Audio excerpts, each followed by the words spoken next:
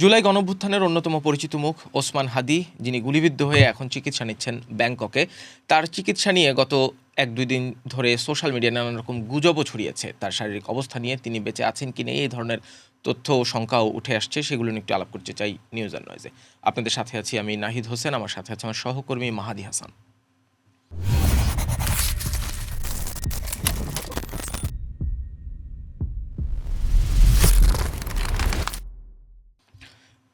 মাহাদি, প্রথমে একটু জানতে চাই ওসমান হাদির শারীরিক অবস্থা নিয়ে সবশেষ কি জানা গেল? ওসমান হাদির সর্বশেষ অবস্থা কিন্তু আমাদেরকে দুই জায়গা থেকে কনফার্ম করেছে। একটা হচ্ছে উনি যেই প্ল্যাটফর্মের মুখপাত্র ইনকিলাব মঞ্চ, এবং হচ্ছে প্রধান উপদেষ্টার প্রেস উইং থেকে। কারণ কালকে থেকে আপনি দেখেন, উনি যেদিন মানে বুধবার গুলিবিদ্ধ হলেন, সেদিন থেকেই কিন্তু একটা গুজব ছড়াচ্ছিল উনি নেই, উনি বেঁচে নেই। একদিকে যখন চিকিৎসা চলছিল, একদিকে গুজব ছড়াচ্ছিল। গতকাল কিন্তু এটা খুব প্রকট আকার ধারণ করলো, এবং অনেকে স্ট্যাটাস দিল, কিছু প্রমিনেন্ট মানুষজন স্ট্যাটাস পরে সরিয়ে নিয়েছেন যে ওসমান হাদি আর নেই। এমন অবস্থায় ওসমান হাদি যে প্ল্যাটফর্মের মুখপাত্র, সেই ইনকিলাব মঞ্চ থেকে অফিসিয়াল বিবৃতিতে জানানো হলো যে ওনার অবস্থা সংকটাপন্ন, আপনারা দোয়া করেন, অর্থাৎ উনি এখনও আমাদের সঙ্গে আছেন। ঠিক তার কিছুক্ষণ পরে কিন্তু প্রধান উপদেষ্টার প্রেস উইং থেকেও জানানো হলো যে ওসমান হাদি এখন চিকিৎসাধীন আছেন, এবং ওনার যে চিকিৎসক, উনি সরাসরি খোঁজ নিয়ে ডক্টর মোহাম্মদ ইউনূস আমাদের প্রধান উপদেষ্টাকে ফোন দিয়েছেন। ফোন দিয়ে জানিয়েছেন যে হাদি এখনও মানে ক্রিটিক্যাল কন্ডিশন, চিকিৎসা চলছে তার। মানে রাষ্ট্র তো সর্বোচ্চ গুরুত্ব দিচ্ছে বিষয়টিকে। যারা এই ভুল তথ্যটি ছড়িয়েছেন, ইনিশিয়ালিটি ভুল তথ্য হিসাবেই প্রমাণিত হচ্ছে, তারা কি কাউকে কোট করে লিখেছেন? মানে তারা কিভাবে জানলেন যে ওসমান হাদি বেঁচে নেই? বেশিরভাগ ক্ষেত্রেই এক লাইন, দুঃসংবাদের জন্য অপেক্ষা করছি, এত বড় শোক সংবাদ সইতে পারবো কিনা, খুব মানে ট্রিকি কিছু লাইন ছড়িয়েছে, যার কারণে কিন্তু আগে থেকে মানুষ এটা নিয়ে খুব প্যানিক, খুব উদ্বিগ্ন আছে, যার কারণে এটা কিন্তু খুব ট্রিগার করে ফেলছে, এবং সেটা কিন্তু প্রচুর মানুষ শেয়ার দিয়েছে, এবং অনেকে হচ্ছে দোয়া চেয়েছে, মারা গেছে আমার ভাই, তোমার ভাই, প্রচুর অনেক রকম গুজব ছড়াইছে আর কি। আমরা কিছুদিন আগে বেগম খালেদা জিয়া যখন অসুস্থ, তার ক্ষেত্রেও এই ধরনের গুজব ছড়াতে দেখেছি, এবং শেষ পর্যন্ত গিয়ে বিএনপিকে অফিসিয়ালি বলতে হয়েছে যে ডক্টর এজেডএম জাহিদ হোসেন ছাড়া আর কারো সূত্রের বরাতে আপনারা বেগম জিয়ার শারীরিক অবস্থা নিয়ে কিছু লিখবেন না।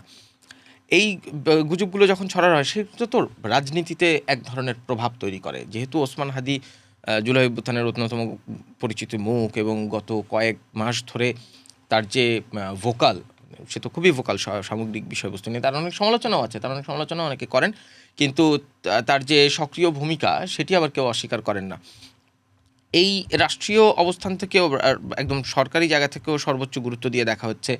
প্রধান উপদেষ্টা সেদিন 16ই ডিসেম্বর বিজয় দিবসে যেদিন জাতির উদ্দেশ্যে ভাষণ দিলেন, তার একটা লম্বা সময় ধরে ওসমান হাদির কথা তিনি বলেছেন। তার মানে বোঝা যাচ্ছে ওসমান হাদির শারীরিক অবস্থা নিয়ে রাষ্ট্রের সর্বোচ্চ পর্যায়ে খুবই উদ্বিগ্ন, এবং বিষয়টাকে সর্বোচ্চ গুরুত্ব দিয়ে দেখা হচ্ছে। কারণ বলা হচ্ছিল না যে ওসমান হাদির ওপর এই হামলা আসলে ওসমান হাদিই লক্ষ্য না, লক্ষ্য হচ্ছে আসন্ন নির্বাচন, এবং সেটি বিএনপি, জামায়াত ইসলামী, এনসিপি সবাই একই কথা বলছে। এটা কিন্তু তফসিলের ঘোষণা ঠিক পরের দিনই, তফসিল ঘোষণা ঠিক পরের দিন, অর্থাৎ মানে একটা নির্বাচনী যে সহিংসতার কথা বলা হয়, সেটা কিন্তু একটা আভাস পাওয়া যাচ্ছিল এই ঘটনায়।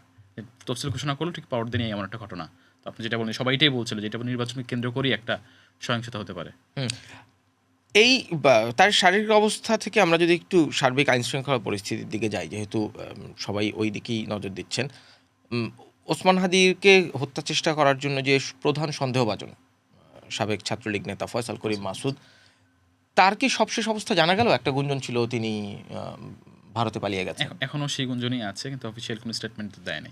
কিন্তু তারকে না পেয়ে কিন্তু তার বাবা মাকে গ্রেপ্তার করা হয়েছে পরশুদিন, মানে বুধবার ভোরের দিকে গ্রেপ্তার করা হয়েছে, এবং জানানো হয়েছে যে প্রথমে ভাবা হচ্ছিল যে আমাদের দেশের যে চিরাচরিত সংস্কৃতি, যে আসামিকে না পেলে তার স্বজনদের নিয়ে যাওয়া, সেরকম কোনো ঘটনা কিনা জিজ্ঞাসাবাদের জন্য। কিন্তু পরে জানানো হলো র্যাব থেকে যে না, প্রাথমিক সত্যতা মিলেছে যে তার বাবা মা এটার সঙ্গে জড়িত বা সহায়তা করেছে, এই জন্য মানে কোনো না কোনোভাবে হত্যা চেষ্টার যে মামলাটি হয়েছে, তার সাথে ফয়সাল করিম মাসুদের বাবা মা সম্পৃক্ততা তারা পেয়েছেন, এটা কি বলছেন? এটা হচ্ছে তারা র্যাব যে অফিসিয়াল বিবৃতি দিয়েছে, সেখানে হচ্ছে পুরো সিসিটিভি ফুটেজ বিশ্লেষণ করে একটা আবহ তৈরি করা হয়েছে, এবং পরবর্তী ডিবির একজন কর্মকর্তার সঙ্গে আমার কথা হয়েছিল ব্যক্তিগতভাবে। উনিও বলেছেন যে তাদের কাছে সত্যতা আছে, প্রাথমিক তথ্য আছে যে তার বাবা মা হচ্ছে এর সঙ্গে জড়িত, এবং জানতো তারা। এটা নিশ্চয়ই আদালতে তারা বিস্তারিত বলবেন, আমরাও নিশ্চয়ই তখন জানতে পারবো। ফয়সাল করিম মাসুদ তো এর আগেও একবার গ্রেপ্তার হয়েছিলেন অস্ত্র আইন মামলায়, এবং তার জামিন হয়েছিল। একদম তারপর ছোট সাজ্জাদ নামের একজন ব্যক্তি যিনি অনেক মামলার আসামি, তারও জামিন হয়েছে। এই জামিনগুলো নিয়ে কথা বলেছিলেন খোদ আইন উপদেষ্টা। আপনি কি সেই স্ট্যাটাসটি দেখেছেন কিনা? হ্যাঁ, আমি একটু যদি স্ট্যাটাসটা পড়ে শোনাই। উনি গতকালকে, আজকে 13 ঘন্টা আগে আমরা যখন কথা বলছি তখন হচ্ছে বৃহস্পতিবার বেলা 12:30, ঠিক অর্থাৎ গতকাল বুধবার রাতে উনি যে স্ট্যাটাসে দিয়েছেন সেখানে বলছেন জামিন বিতর্ক। বলছে আমাদের প্রিয় ওসমান হাদিকে হত্যার উদ্দেশ্যে গুলিবর্ষণ করেছে ফয়সাল করিম মাসুদ নামে এক ছাত্রলীগ সন্ত্রাসী। তাকে র্যাব গ্রেফতার করেছিল গত বছর। এরপর তার জামিন দিয়েছে হাইকোর্ট থেকে। এই প্রসঙ্গে জামিন দেওয়ার ন্যায্যতা নিয়ে বিভিন্ন মহলে বিতর্ক উঠেছে। উনি যেটা বলতে চেয়েছেন যে হাইকোর্ট বিচারিক কাজে স্বাধীন একটি প্রতিষ্ঠান, এর উপর আইন মন্ত্রণালয়ের কোনো নিয়ন্ত্রণ নেই, পৃথিবীর কোনো দেশে থাকে না, বাংলাদেশেও নেই। তাই ফয়সাল করিম মাসুদের জামিন হওয়ার সঙ্গে আইন মন্ত্রণালয়ের কোনো সম্পর্ক ছিল না। তো উনি ওনার জায়গাটা কিন্তু, এবং উনি কিন্তু একটা শব্দ ব্যবহার করেছেন, জামিন বাণিজ্য। উনি ওনার বেশ বড় স্ট্যাটাস, উনি 3 নম্বর প্যারায় গিয়ে লিখেছেন, জামিন বাণিজ্যে যারা লিপ্ত আছেন তাদেরকে বলছি এবার থামুন, আমাদের ছেলেদের জীবন বিপন্ন করার মতো সিদ্ধান্ত দিবেন না। এক গণহত্যাকারী পাশের দেশে বসে আমাদের জুলাই বীরদের হত্যা করার হুমকি দিচ্ছে, বিচারিক বিবেচনার বাইরে গিয়ে জামিন দিয়ে সেই গণহত্যাকারীর অনুসারীদের এই সুযোগ করে দিবেন না, না হলে পরকালে এর দায় আপনাদের নিতে হবে। মানে আমরা যেটি শুনছিলাম যে জামিন বাণিজ্য হয়, আবার একই সাথে জামিন পাওয়া যে মানুষের অধিকার, মানে কেউ কেউ জামিন পাচ্ছে এটিকে জামিন বাণিজ্য বলছেন আইন উপদেষ্টা। আবার একই সাথে এই সমালোচনাও তো আছে যে অনেকের মামলার সাথে সম্পৃক্ততা নাই, কিংবা খুব হুজুগে করা মামলা, এক গাদা আসামির মধ্যে নাম ঢুকিয়ে দেওয়া, সেই তারাও আবার জামিন পাচ্ছেন না। ফলে জামিন পাওয়া যে এক ধরনের অধিকার, সেই অধিকার যেমন কখনো কখনো ক্ষুণ্ণ হচ্ছে, আবার একই সাথে যাকে আপনি জামিন না দিয়ে জেলে রাখা উচিত ছিল তাদেরকে জামিন দিয়ে দেওয়া হচ্ছে। এই ধরনের একটা মানে এক ধরনের দ্বিচারী অবস্থা লক্ষণীয়। এবং এটা নিয়ে রাজনৈতিক বিশ্লেষকরা, আইন শৃঙ্খলা সম্পর্কে নিয়ে যারা কাজ করেন, তারা এই বিষয়ে সমালোচনাগুলো করেন। ওসমান হাদির প্রসঙ্গে আবার একটু ফিরি। ওসমান হাদির শারীরিক অবস্থা নিয়ে যে স্টেবিলিটির কথা জানানো হয়েছিল, আজকে আমরা বৃহস্পতিবার যখন কথা বলছি তখনও আমরা নিশ্চিতভাবে জানি না যে তার এই মুহূর্তের অবস্থা কি। চিকিৎসকরা কি কিছু জানিয়েছিলেন? চিকিৎসকরা বলতে একজন চিকিৎসকের একটা ভিডিও কিন্তু গতকাল ভাইরাল হয়েছিল। ওনার যে পরিচয়টা আমরা ফেসবুক থেকে জেনেছি, যেটা ভাইরাল হওয়া পোস্টে ছিল, উনি সিঙ্গাপুর জেনারেল হাসপাতালে কাজ করেন। ওনার বাংলাদেশে যে টাইম এই তথ্য দিয়েছে, তবে সিঙ্গাপুর অফিসিয়াল যে ওয়েবসাইট সেখানে তথ্য পাইনি। কিন্তু সেই ভিডিওতে কিন্তু বলা হয়েছে, উনি ওনার এক্সপার্টিস থেকে বলেছেন। উনি বলছেন যে সিঙ্গাপুর জেনারেল হাসপাতালে কী ধরনের অপারেশন হয়, কারণ 2টা গুজব ছড়িয়েছিল কালকে। একটা হচ্ছে ওসমান হাদি আর নেই, আর সেকেন্ড একটা গুজব ছিল যে ওসমান হাদিকে সিঙ্গাপুর চিকিৎসা দেওয়া সম্ভব হচ্ছে না, সিঙ্গাপুরের সক্ষমতা নেই, তাকে ইউরোপে আমেরিকা নেওয়া হতে পারে। এই 2টা মানে গুজবই উনি কাউন্টার করেছেন, এবং সেটাও খুব ব্যাপকভাবে ভাইরাল হয়েছে ফেসবুক। আমি দেখলাম উনি বলছে না, ওসমান হাদি মারা যান এমন কোনো অফিসিয়াল স্টেটমেন্ট এখন দেওয়া হয় নাই, এবং সিঙ্গাপুর এই চিকিৎসা করতে সক্ষম, মানে বিশ্বের সর্বাধুনিক প্রযুক্তি দিয়ে সেই চিকিৎসা করা হচ্ছে। তিনি কি চিকিৎসক এবং সিঙ্গাপুর জেনারেল হাসপাতালে কাজ করেন? বাংলাদেশি? বাংলাদেশি।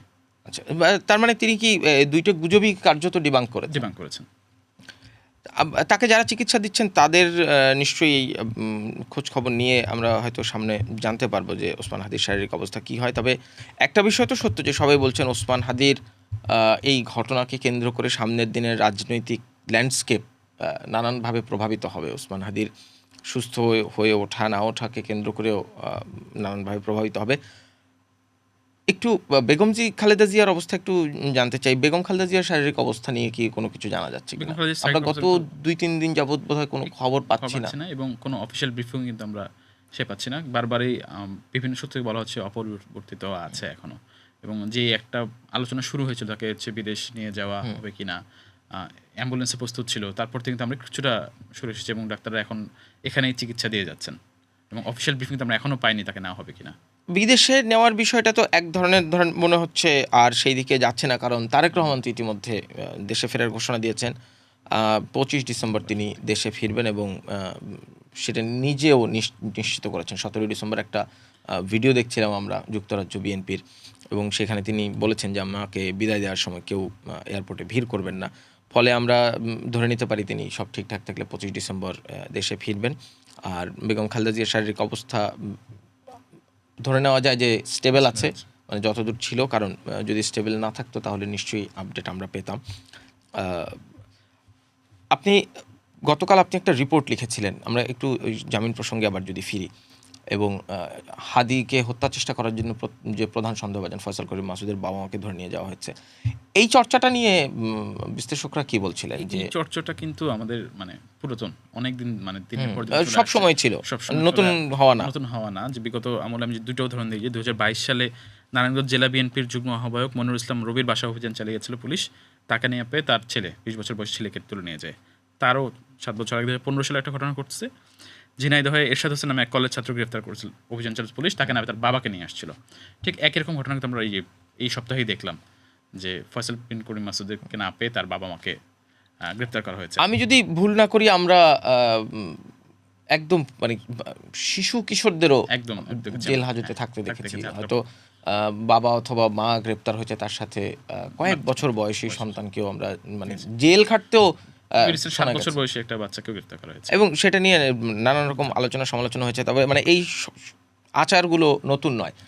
কালকে আমিও কথা বলছিলাম একজন রাজনৈতিক পর্যবেক্ষকের সাথে, তিনি বলছিলেন যে এই যে তদন্ত প্রক্রিয়ায় এইগুলো এক ধরনের ফ্ল হিসেবে দেখা হয়। ফলে বাংলাদেশের তদন্ত প্রক্রিয়া নিয়ে যারা কাজ করেন তাদের একটু গবেষণা করা উচিত উন্নত রাষ্ট্রগুলোতে কিংবা আমাদের সমমানের রাষ্ট্রগুলোতে এই তদন্ত প্রক্রিয়া কীভাবে হয়। মানে অপরাধী, সন্দেহভাজন অপরাধীর পরিবারকে কেন্দ্র করে তাকে গ্রেপ্তার করা হয়, জিজ্ঞাসাবাদ তো করা যেতেই পারে, কিন্তু তাদেরকে গ্রেপ্তার করা, আবার একই সাথে তাদের যে সম্পৃক্ততা নাই সেটাও নিশ্চিত করে কেউ বলতে পারবে না। ফলে সেই মানুষকে সেই বার্তাটা দেওয়া যে এটা কাউকে হয়রানি করা হচ্ছে না, সত্যিকার অর্থে এটি সুশাসনের প্রয়োগ হচ্ছে। আমরা নিশ্চয়ই এই বিষয়ে আরও খোঁজখবর নেব এবং নিউজ অ্যান্ড নয়েজ আবার আলাপ করার চেষ্টা করব। মাহাদি, আপনাকে ধন্যবাদ। কথা বলছিলাম শরীফ ওসমান হাদির শারীরিক অবস্থা নিয়ে এবং তার শারীরিক অবস্থাকে কেন্দ্র করে নানান গুজব নিয়ে। আপনারাও নিশ্চয়ই সোশ্যাল মিডিয়ায় নানান রকম তথ্য দেখেন, সেই তথ্যগুলো রাজনীতিক অঙ্গনে কেমন প্রভাব ফেলে সেই মন্তব্যগুলো আপনাদের কাছ থেকেও জানতে চাই। আমাদের সোশ্যাল মিডিয়া হ্যান্ডেলগুলোতে কমেন্ট করুন, কারণ আমরা চাই কথা চলুক।